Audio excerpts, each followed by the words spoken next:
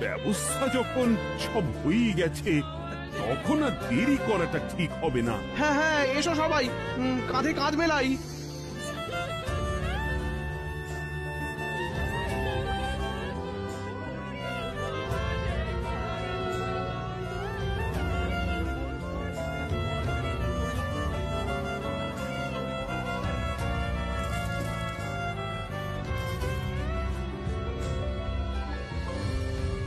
এই দৃশ্য কিনা শেষে আমাকে দেখতে হলো, কিন্তু তবু আমার খুব জানতে ইচ্ছে করছে, বাচ্চারা ঘড়ি ভর্তি মোহর অলংকার সব ছড়াতে ছড়াতে যাচ্ছে কেন, আর গোপালের হাত দুটোই বা ঘাট থেকে বেরিয়ে দুদিকে ঝুলছে কেন? মহারাজ, আর একটা ব্যাপার কি আপনি লক্ষ্য করেছেন? কি বলতো? গোপালের দেহ হারা কাঁধে করে নিয়ে যাচ্ছে।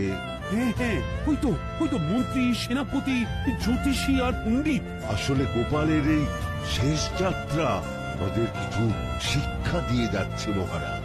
এই যে দেখুন, যারা গোপালকে সহ্য করতে পারত না, এখন তাদেরই কাঁধে গোপাল যাচ্ছে।